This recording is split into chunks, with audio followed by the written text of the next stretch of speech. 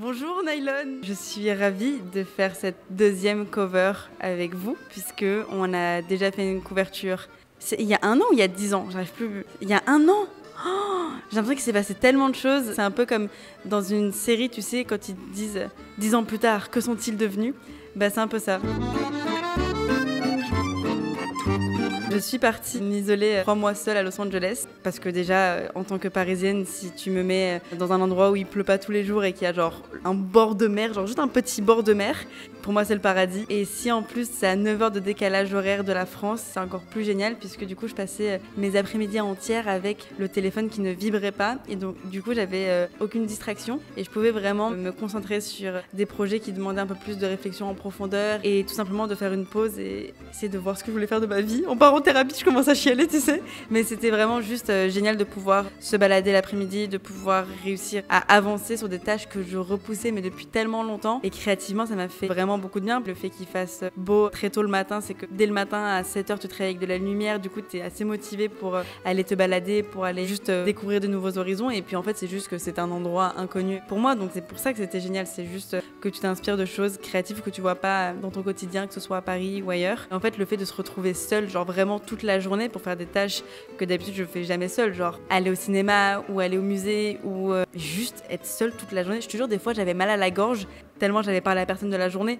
Du coup mes cordes vocales elles étaient un peu abîmées. Elles étaient en mode mais qu'est-ce qui se passe, on parle pas.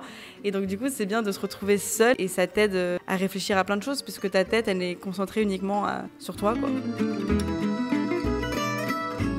À la base, avant d'être influenceuse, créatrice de contenu, etc., moi, mon choix de carrière, en fait, c'était de lancer une marque. Et j'étais rentrée dans une école de communication à la base pour ça. Et c'était spécialisé dans la mode. Et justement, le but à la fin de ces années d'études, c'était de pouvoir lancer par la suite une marque. Puis YouTube a pris beaucoup plus de place dans ma vie.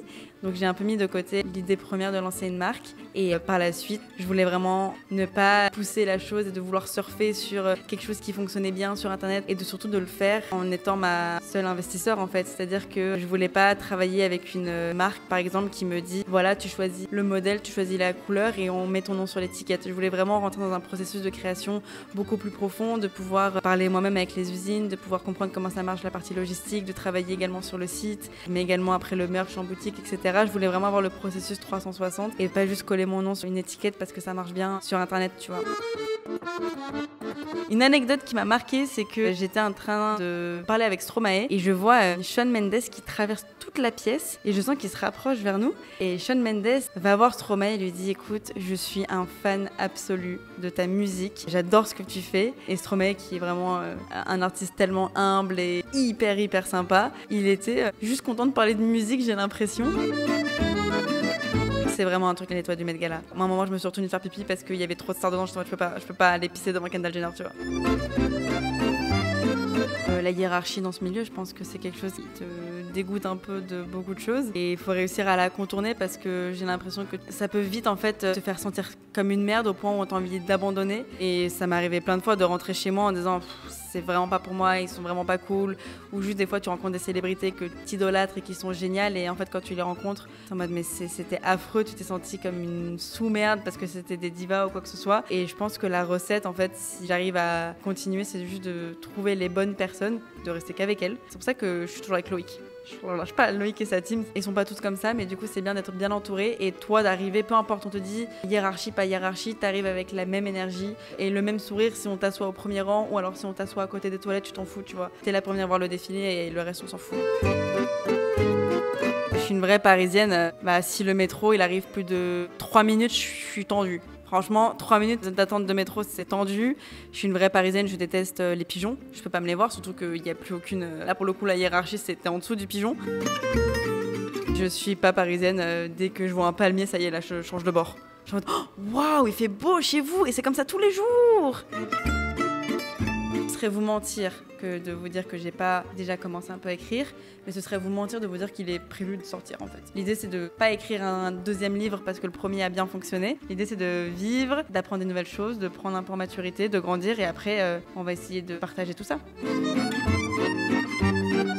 Je vais essayer de pas pleurer. Je me dis qu'en 6 ans, ça y est, je vais apprendre mes erreurs. C'est la 6e saison des vlogs d'août. J'aimerais réussir sincèrement à être détachée complètement de ce qui se passe sur les réseaux pendant que je fais les vlogs ou quoi que ce soit, puisque c'est des choses qui me minent beaucoup. Moi, je suis très sensible à la haine ou aux méchants commentaires et tout. Et l'idée, c'est vraiment de garder cette énergie-là que j'avais quand j'ai fait les premiers, c'est-à-dire de m'en battre les steaks.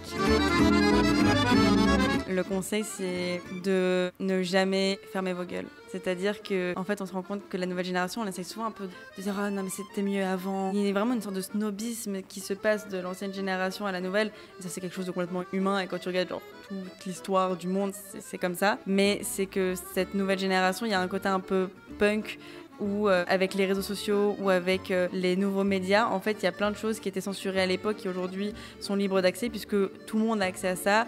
On laisse la parole à des minorités qui n'étaient pas du tout représentées à l'époque dans les médias plus traditionnels et ces gens-là ont énormément de choses à nous apprendre et ne vous taisez jamais sur les messages que vous avez à passer parce que beaucoup de gens vont vous demander de vous taire et en disant « mais tu connais rien ». Et en fait, vous avez une fraîcheur d'esprit qui est, je pense, méga nécessaire à l'avancée de tout plein de choses et surtout à la diversité, à l'avancée des opinions du monde en général, donc continuez. Bisous Nylon, qu'est-ce que j'ai parlé, mon Dieu, je suis désolée. J'espère qu'on vous a un petit peu diverti et merci d'être resté jusqu'à la fin, si vous êtes là. Bisous.